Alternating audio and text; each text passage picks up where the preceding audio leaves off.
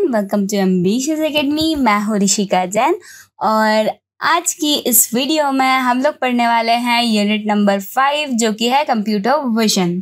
तो इसके पहले वाली जो यूनिट थी जो कि स्टैटिस्टिकल डेटा थी वो पूरी प्रैक्टिकल्स में आने वाली है, और ये जो यूनिट नंबर 5 है जो कि कंप्यूटर विजन है इसका आधा पोर्शन थ्योरी में आने वाला है और आधा पोर्शन प्रैक्टिकल्स में आने वाला है। तो इस वाली वीडियो में हम लोग पूरा थ्योरी पार्ट कवर करने वाले हैं, तो फटाफट से स्टार्ट करते हैं। तो सबसे पहली चीज कंप्यूटर विजन होता क्या है। तो कंप्यूटर विजन के बारे में तुम लोगों ने पहले भी पढ़ा होगा डोमेन्स ऑफ एआई वाले टॉपिक के अंडर में, पर इस चैप्टर में हम लोग इस चीज को पूरा डिटेल में पढ़ेंगे। तो जिन लोगों को नहीं पता उनके लिए मैं थोड़ा शॉर्ट में इसको एक्सप्लेन कर देती हूँ। तो कंप्यूटर विजन एक ऐसी प्रोसेस है जिसकी मदद से हम लोग कोई भी इमेज में से इंफॉर्मेशन को एक्सट्रैक्ट कर पाते हैं। तो जिस तरीके से हम लोग अपनी आँखों से कोई भी इमेज या कोई भी वीडियो को देखते हैं और फिर उसका कुछ मीनिंग निकाल लेते हैं, ठीक वैसे ही कंप्यूटर विजन की मदद से कोई भी मशीन है वो कोई भी इमेज को देखकर या वीडियो को देखकर उसमें से कुछ इन्फॉर्मेशन निकाल पाती है, मतलब कि उस चीज को एनालाइज कर पाती है। अब वो देखेगी कैसे, उसके पास आंखें तो है नहीं, तो या तो हम कैमरा लगा देते हैं या फिर हम लोग कोई इमेज या वीडियो उस मशीन को प्रोवाइड कर देते हैं और कंप्यूटर विजन की मदद से वो उसे एनालाइज करके हमें कुछ इन्फॉर्मेशन दे देती है।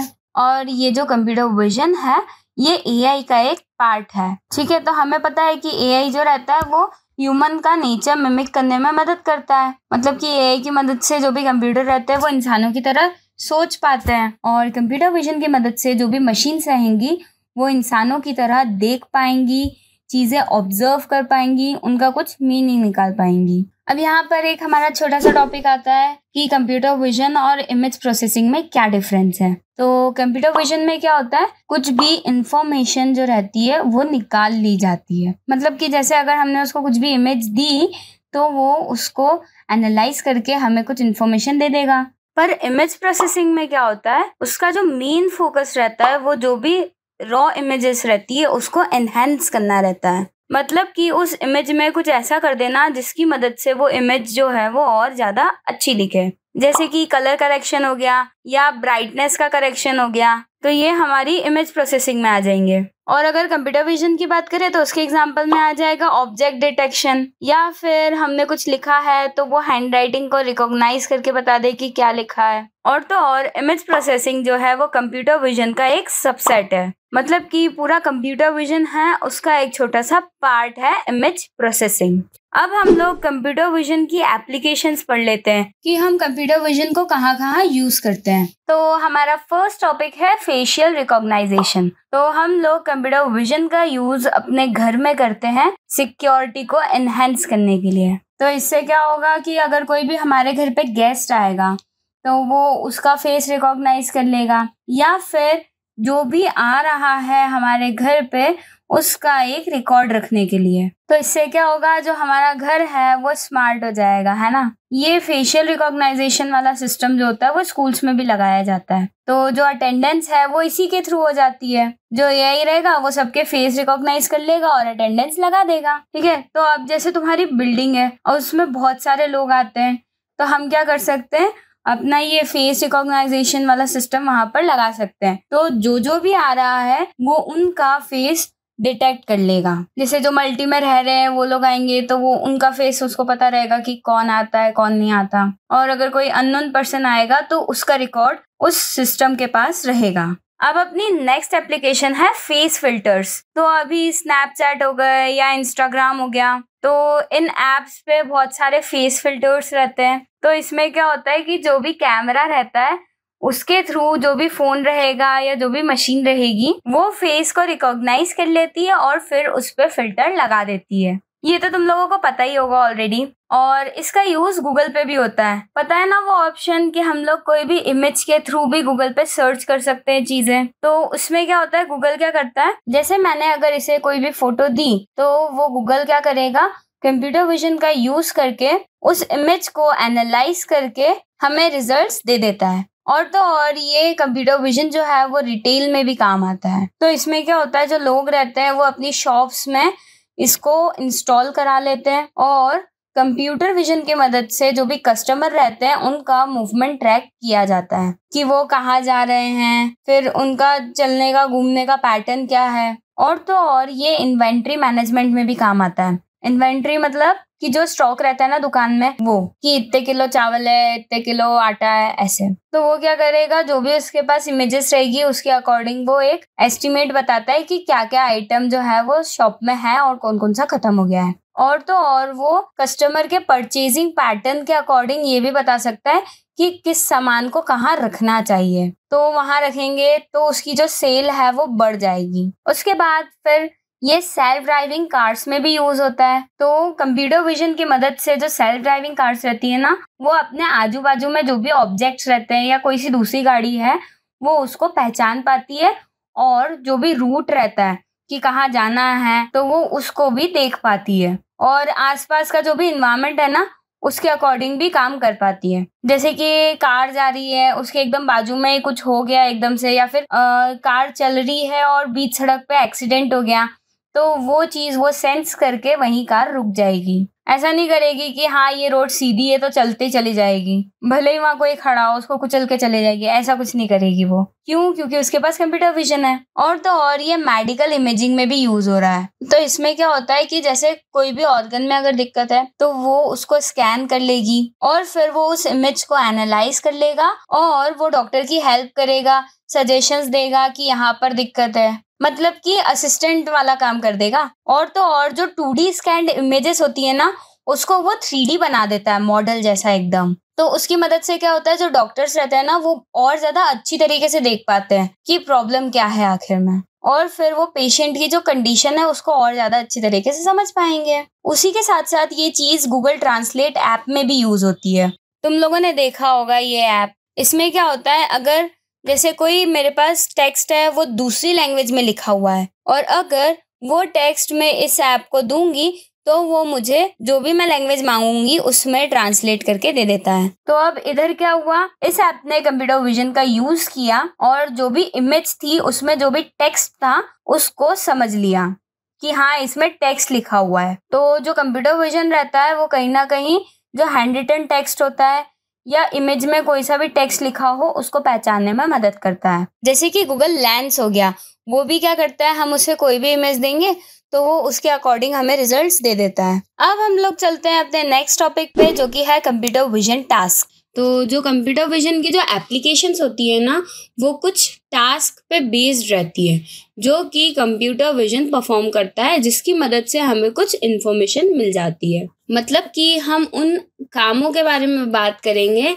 जो कि कंप्यूटर विजन करता है जिससे हमें कुछ इन्फॉर्मेशन मिल जाती है। तो इसमें 2 डिवीजन है, एक है सिंगल ऑब्जेक्ट के लिए और एक होता है मल्टीपल ऑब्जेक्ट्स के लिए। तो स्टार्ट करते हैं सिंगल ऑब्जेक्ट्स के लिए। तो उसमें आता है सबसे पहला क्लासिफिकेशन। तो इसमें जैसा कि नाम है सिंगल ऑब्जेक्ट, तो इसमें हम वो फोटोज लेते हैं जिनमें कोई सिंगल ऑब्जेक्ट हो और हम लोग कैटेगरीज बता देते हैं कि इन कैटेगरीज में डिवाइड करनी है, इमेजेस बांटनी है, और फिर वो जो हमारा मॉडल रहता है वो उन फिक्स्ड कैटेगरीज में जो भी इमेजेस रहती है उनको क्लासीफाई कर देता है। जैसे कि ये मैंने उसको कुछ इमेजेस दी, उसके बाद वो प्रोसेस करके इनको क्लासीफाई कर देगा अलग अलग कैटेगरी में। उसके बाद आता है क्लासिफिकेशन प्लस लोकलाइजेशन। अब ये भी सिंगल ऑब्जेक्ट्स के लिए ही है, पर इसमें क्या होता है, क्लासीफाई करेगा ये कि उसमें जो इमेज है उसमें है क्या, और फिर क्लासीफाई कर लेगा और फिर उसमें लोकलाइजेशन भी है। मतलब कि क्या, वो जहाँ पर ऑब्जेक्ट होगा उस पे वो बॉक्स बना देगा। तो मतलब क्या किया उसने, उस ऑब्जेक्ट की लोकेशन भी बता दी कि उस पिक्चर में वो ऑब्जेक्ट है कहाँ पर। अब हम मल्टीपल ऑब्जेक्ट्स की तरफ बढ़ते हैं। तो इसमें सबसे पहला है ऑब्जेक्ट डिटेक्शन। अब इसमें वो क्या करेगा, जो भी ऑब्जेक्ट है उसको डिटेक्ट कर लेगा, है ना। मल्टीपल ऑब्जेक्ट्स है यहाँ पर हमारे, तो वो उनको डिटेक्ट कर लेगा और उन पे बॉक्स बना देता है। और ये फेस भी रिकॉग्नाइज कर लेता है। फेस हो गई, बिल्डिंग्स हो गई, बाइसिकल हो गई, कैट, डॉग, सबको आइडेंटिफाई कर लेता है। और तो और ये एक्सट्रैक्टेड फीचर्स और लर्निंग एल्गोरिदम्स पे वर्क करता है। मतलब कि जो भी हमारा मॉडल रहेगा ना वो पैटर्न्स को लर्न कर लेगा और फिर उनके बेसिस पे प्रेडिक्शंस दे देगा।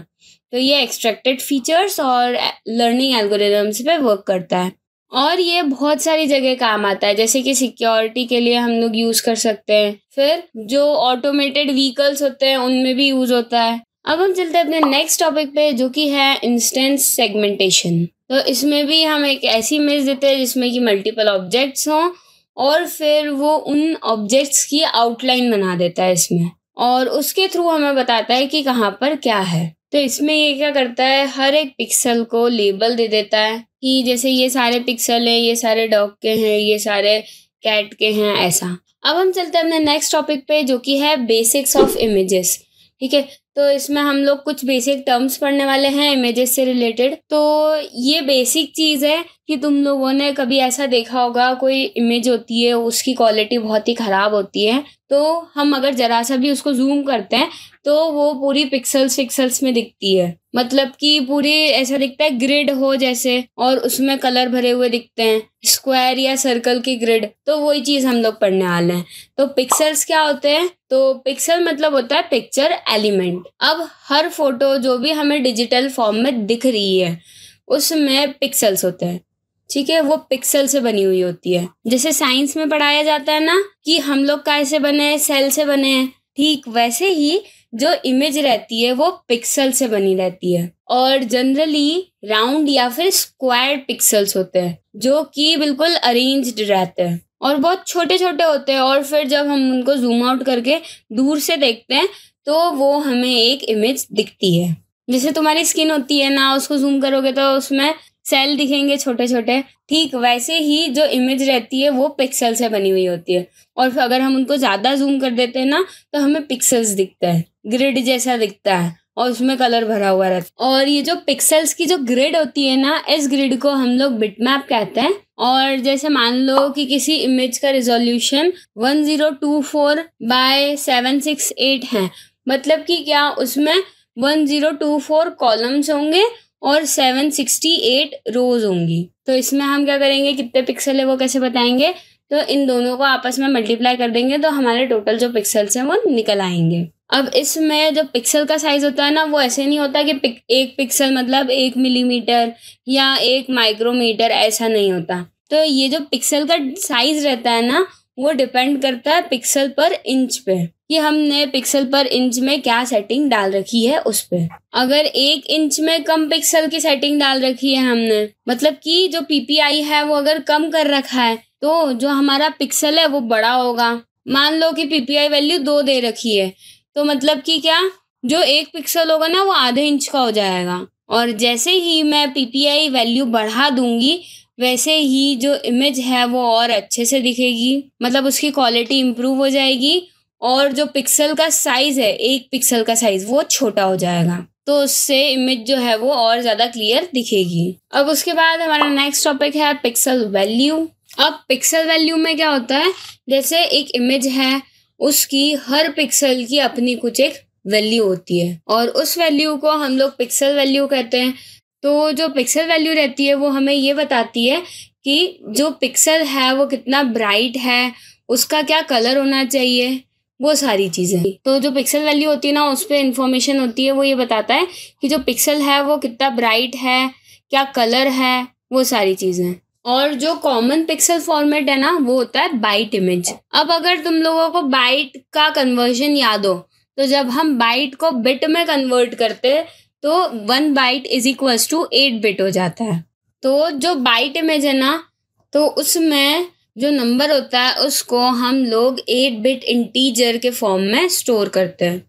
अब ये जो बिट है इसका फुल फॉर्म होता है बाइनरी डिजिट। तो हमने पहले ये पढ़ा है कि जो बाइनरी फॉर्म होता है ना, बाइनरी नंबर सिस्टम, तो उसमें बेसिक 2 वैल्यू होती है, एक होती है 0 और एक होती है 1। तो सेम चीज़ इसमें भी है।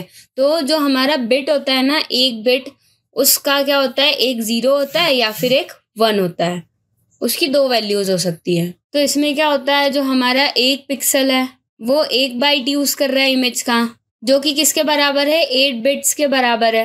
अब मैं ऐसा बोल सकती हूँ क्या कि जो 1 पिक्सल है वो 8 बिट्स यूज़ कर रहा है, और यहाँ पर हर बिट की वैल्यू क्या है, 2 पॉसिबल वैल्यूज़ हो सकती है, एक 1 और एक 0। ठीक है, तो देखो यहाँ पर हम पैटर्न देखेंगे, है ना। तो अगर मेरे पास एक बिट है तो क्या होगी मेरी वैल्यू, या तो 0 होगी या 1 होगी। तो टोटल वैल्यूज कितनी आई, 2, जो कि होता है 2 की पावर 1। अब आगे देखो, अगर मेरे पास 2 बिट्स हैं तो क्या हो सकता है, 0 0 वैल्यू हो सकती है, या फिर 0 1 वैल्यू हो सकती है, या फिर 1 0, या फिर 1 1। तो टोटल मेरे पास कितने पैटर्न्स हो सकते हैं, कितनी वैल्यूज हो सकती है, 4। अरे जैसा प्रोबेबिलिटी में करते हैं ना अपन लोग, वैल्यूज बनाते हैं कि 2 कॉइन्स एक बार में उछाल दिए तो क्या आएगा, तो पहले लिखते हैं TT, फिर HT, फिर TH, फिर HH। तो सेम वैसा ही है और कुछ नहीं है ज़्यादा इसमें। और पॉसिबिलिटी पता चल रही है कि कितनी पॉसिबिलिटी होंगी, कितनी वैल्यूज आ सकती हैं, वो पता चल रहा है हमें। तो ये क्या हुआ, 2 की पावर 2। अब अगर मेरे पास 3 बिट है तो ये पूरा पैटर्न तुम लोगों को दिख रहा होगा कि क्या क्या है। तो मतलब टोटल कितनी वैल्यूज हैं, 8 वैल्यूज हैं। तो मतलब कि क्या, 2 की पावर 3, जो कि होगा 8। तो वैसे ही करके यहाँ पर अपने पास 8 बिट्स हैं, ठीक है। तो 8 बिट्स की क्या होगी, तो वो हो जाएगा 2 की पावर 8, जो कि होता है 256। तो बस इसमें इतनी चीज़ है कि जो 8 बिट होता है ना, उसमें 0 से लेके 255 तक की पॉसिबल वैल्यूज हो सकती हैं। ये मैंने तुम लोगों को अभी पॉसिबल वैल्यूज का चार्ट बना के दिखाया कि कितनी पॉसिबल वैल्यू है, 2 पॉसिबल वैल्यू है एक बिट में, तो वो क्या होगा 2 की पावर 1। फिर 2 बिट में कितनी पॉसिबल वैल्यू है, तो 2 की पावर 2, जो कि है 4 पॉसिबल वैल्यूज। 3 बिट में कितनी पॉसिबल वैल्यूज है, तो 2 की पावर 3। वैसे ही 4 बिट में कितनी पॉसिबल वैल्यूज है, तो 2 की पावर 4।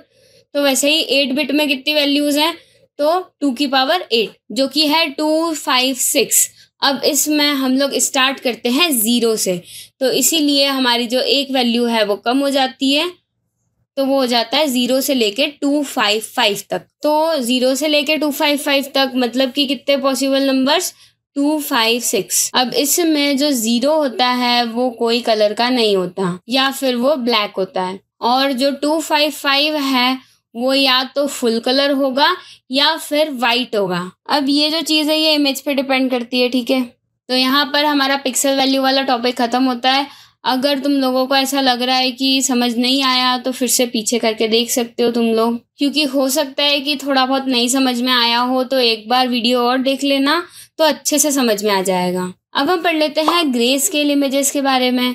तो इसमें क्या होता है, ग्रे स्केल है मतलब कि क्या, जो इमेज रहेगी वो ब्लैक एंड वाइट रहेगी। तो उसमें क्या होता है, हमें ग्रे के शेड्स दिखाई देते हैं, वो शेड से ही तो बनती है ब्लैक एंड वाइट इमेज। तो यहाँ पर जो डार्केस्ट शेड होता है वो ब्लैक होता है, ये चीज़ सबको पता है।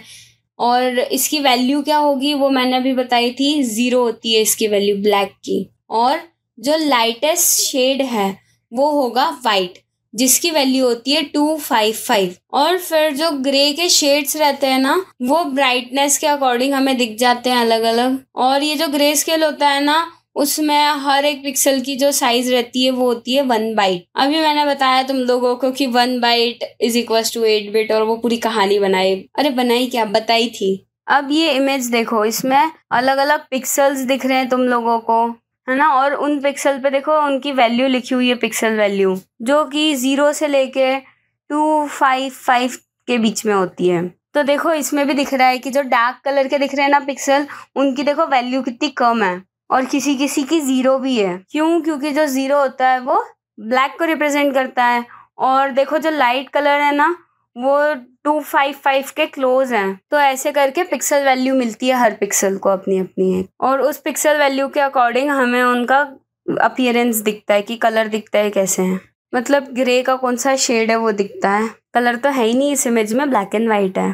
तो ब्राइटनेस दिखती है हमें कि कौन सा पिक्सल कितना ब्राइट है और कितना डल है इन नंबर्स के थ्रू।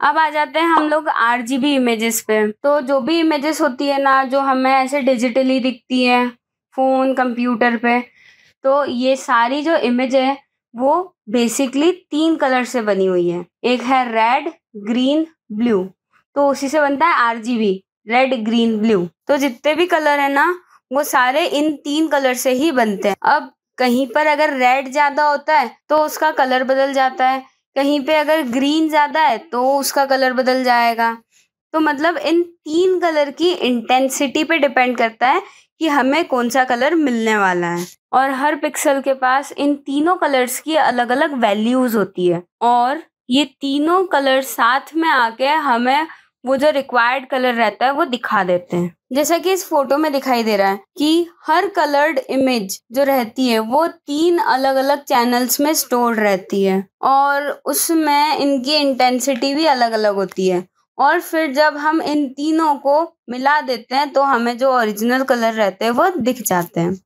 तो यहाँ पर हमारी यूनिट 5 जो कि थी कंप्यूटर विजन वो खत्म होती है, मतलब कि उसका थ्योरी वाला पार्ट पूरा खत्म होता है। अब मिलते हैं हम अपनी नेक्स्ट यूनिट पे जो कि है NLP। तो stay tuned with ambitious academy और अगर सब्सक्राइब नहीं किया हो तो कर लेना। मिलते हैं नेक्स्ट वीडियो में, तब तक के लिए बाय।